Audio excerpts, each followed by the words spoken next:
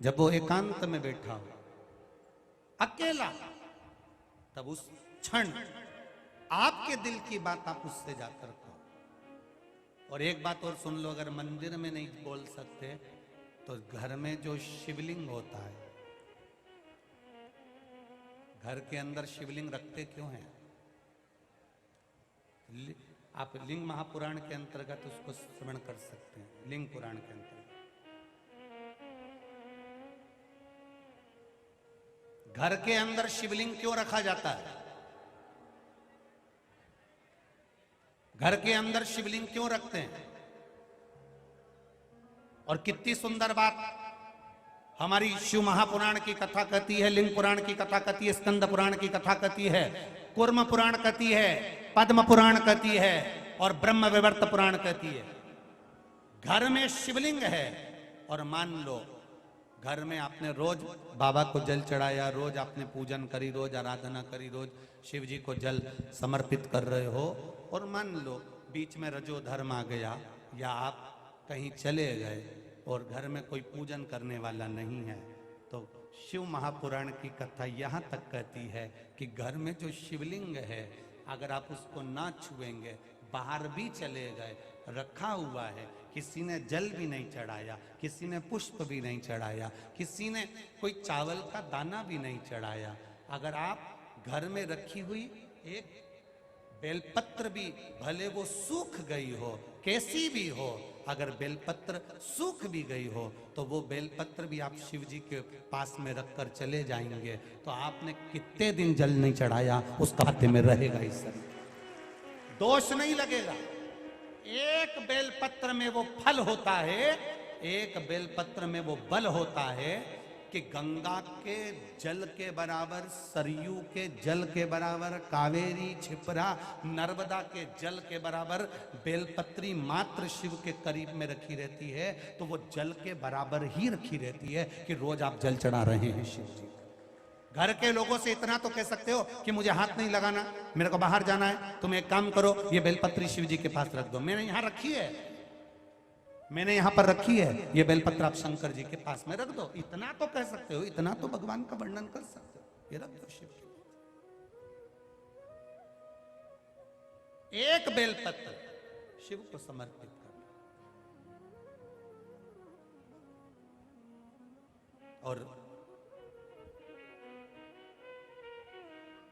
10 दिन हो गए, 8 दिन हो गए, 15 दिन हो गए, 20 दिन हो गए, कोई बात नहीं, दुखी मत होना।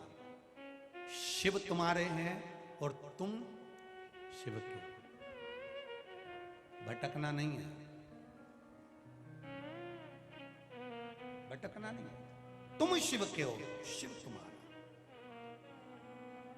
हाँ ये जरूर है, घर से जब जाओ तो शिवलिंग तुम्हारे घर में जो पारत का, नर्मदा का, कंकर शंकर जो रखा हुआ है, जो शिवलिंग है, उसको कह कर जाना, बाबा तेरा घर है, तुझे संभालना है, हम भी तेरे हैं, तेरे भरोसे पर जा रहे हैं, तेरे भरोसे पर वापिस आएंगे, ऐसी कृपा करना जिस कार्य के लिए जा रहे हैं वो कार्य तू साथ चल और उसको सफल कर देना, ये भरोसा। ना जाने कौन ने तुमको अकल दे दी,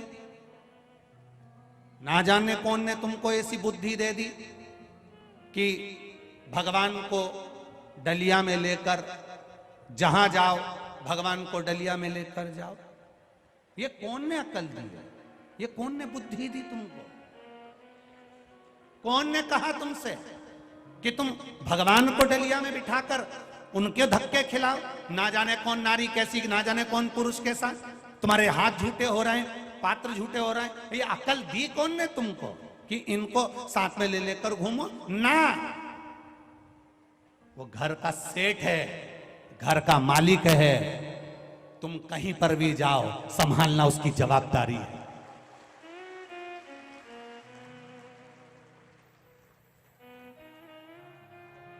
संभालना उसकी जवाबदारी है। शिवलिंग है, घर में रखो। आप अगर घर से बाहर जा रहे हो, कहीं जा भी रहे हो, तो तुम्हारे घर में लड्डू गोपाल हैं, ठाकुर जी हैं, विराज रहे हैं, उनके लिए एक डब्बी में मिश्री रख कर आओ। जैसे तुम कहीं जाती हो तो बच्चों के लिए कुछ रख कर आती हो, यहाँ आई हो तो रोटी बनाकर आई हो, पति के लिए टिफिन लगा कर आई हो, बच्चों का टिफिन लगा कर आई हो। कोई बच्चा वापिस आएगा स्कूल से तो क्या खाएगा, उसके लिए डब्बे में रख के आई हो। तो उसी तरह घर के ठाकुर जी के लिए रख कर जाओ, मिश्री डब्बी में भर कर रखो, सामग्री रखो, थोड़ा झारी जी भर दो, जल भर दो, जल रख दो उनके पास में कि मैं लेट हो जाऊं तो तुम पाले। विश्वास जगाना है, ढोंग नहीं, प्रपंच नहीं, छल नहीं, दिल से भाव जागृत करिए। हमारे भीतर से भाव जागृत होगा तो भगवान मिलेगा, तो भगवान मिलेगा। 24 घंटे